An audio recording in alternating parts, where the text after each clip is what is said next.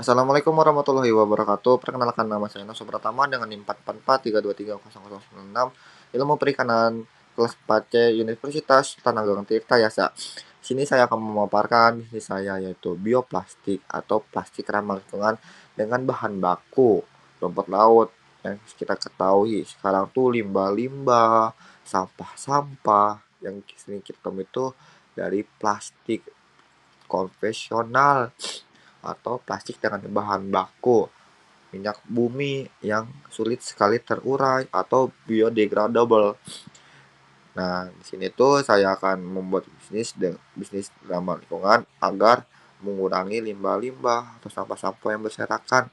Nah, plastik ini tuh bisa dijadi kemasan makanan, wadah minuman, ataupun produk sekali pakai lainnya. Bisnis ini menawarkan peluang untuk berkontribusi pada pengelolaan limbah plastik dan ekonomi sirkular. Selanjutnya tuh ada BMC atau Business Model Canvas.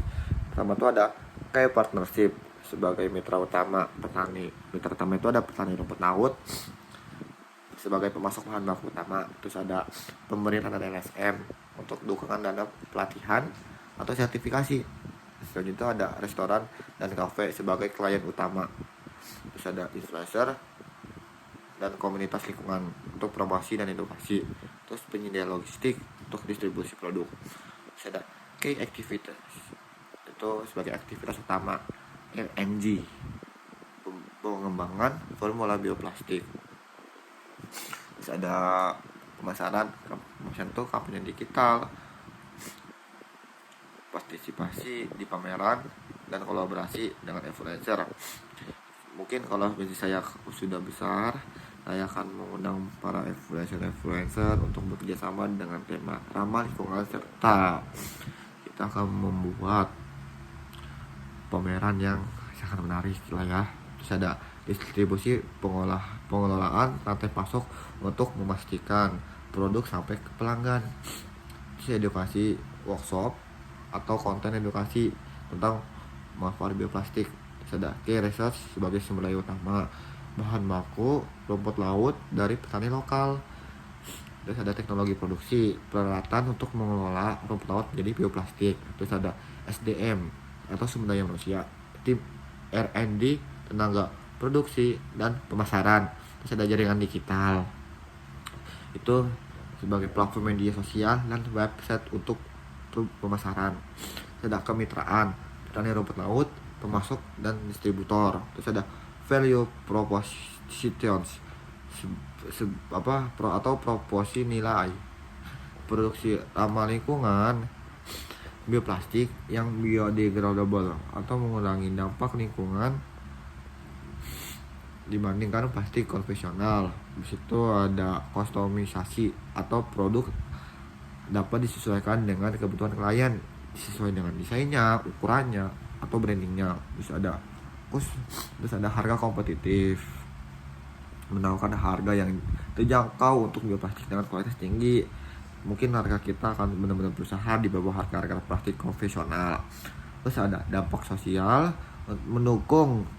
terutama kita mendukung petani rumput laut lokal ini agar ekonominya itu lebih maju dan lebih sejahtera lah ya dibanding sebelumnya.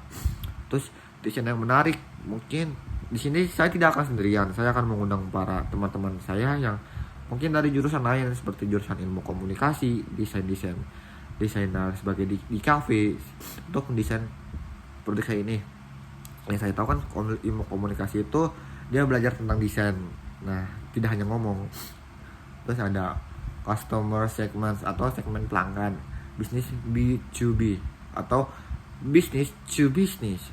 Jadi kita kerjasama dengan bisnis lainnya seperti kafe, resto, supermarket besar, minimarket, dan perusahaan retail yang lainnya. Terus itu ada konsumen individu B2G atau business to customer, individu berusia 18 sampai 35 tahun, terutama Gen Z dan milenial yang peduli terhadap lingkungan. Jadi kita tuh mencari para Gen Z yang sangat peduli terhadap lingkungan kita ini yang sangat sekarang itu kita tahu buruk. Itu ada pemerintah dan LSM sebagai instansi yang mendukung inisiatif ramah lingkungan untuk proyek tertentu, misalnya kampanye anti plastik. Jadi jangan kampanye 5 tahun sekali aja. Terus ada channel saluran distribusi. Di situ kita melalui online, website perusahaan, marketplace seperti Shopee, Tokopedia, terus ada, dan juga kita menggunakan media sosial seperti Instagram, TikTok, Twitter, and WhatsApp. Terus kolaborasi distribusi melalui mitra bisnis seperti toko ramah lingkungan atau supermarket organik. Mungkin di negara kita ini sangat sedikit dengan namanya supermarket organik ya. Terus ada cost structure atau struktur biaya produksi bahan baku rumput laut, aditif, tenaga kerja, dan peralatan. Terus ada biaya R&D atau penelitian untuk meningkatkan kualitas bioplastik. Jadi kita tuh tidak asal menggunakan rumput laut, kita akan melakukan penelitian dulu rumput laut mana nih yang bagus dan baik untuk bioplastik ini, karena yang kita tahu rumput laut ini banyak klasifikasinya, ada rumput laut merah, rumput laut hijau, dan rumput laut yang lainnya. Terus ada biaya operasional, sewa tempat, fasilitas, dan gaji karyawan. Terus ada biaya distribusi, logistik, dan pengiriman. Terus ada yang terakhir tuh ada revenue stream atau sumber pendapatan, penjualan produk, penjualan wadah, makanan, sedotan, atau kantong bioplastik. Terus ada proyek berbasis kontrak, yaitu produksi khusus untuk klien tertentu, misalnya kemasan untuk acara atau restoran. Terus ada konsultasi lingkungan, jasa konsultasi untuk perusahaan yang ingin beralih ke kemasan ramah lingkungan. Jadi perusahaan itu harus menggunakan ramah lingkungan ya, jangan mengotori aja.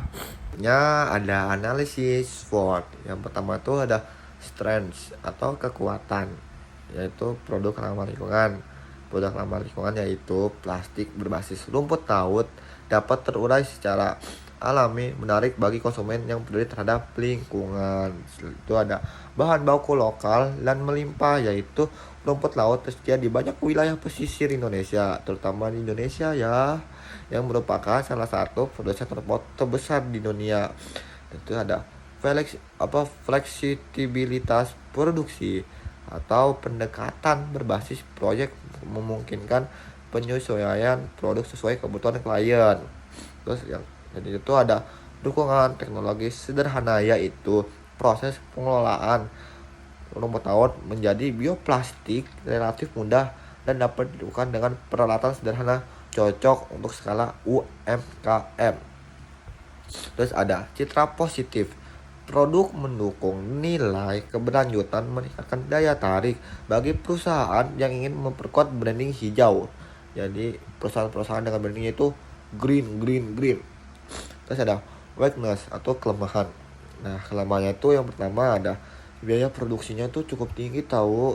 Investasi awalnya itu untuk penelitian, pengembangan, dan peralatannya itu mahal dibandingkan plastik konvensional.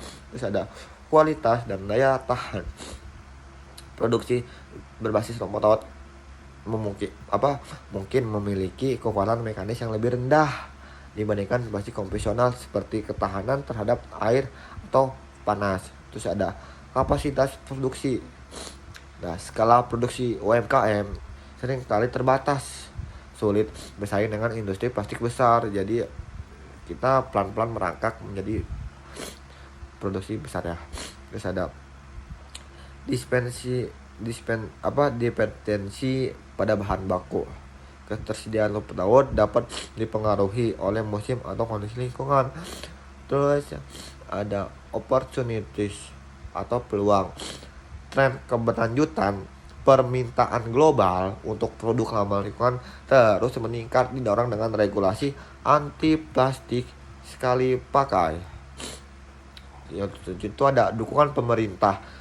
Banyak negara termasuk Indonesia memberikan insentif untuk bisnis ramah lingkungan seperti subsidi atau pelatihan. Terus ada pasar niche atau bisnis dapat menargetkan kafe, restoran, dan perusahaan yang ingin beralih ke kemasan ramah lingkungan. Terus ada pemasaran digital, media sosial, dan e-commerce memungkinkan promosi produk ke pasar lain lebih luas dan biaya rendah. Terus ada kolaborasi industri lain, kita berkolaborasi dengan mitra dengan sektor pariwisata, kuliner, atau retail yang meningkatkan distribusi produk kita.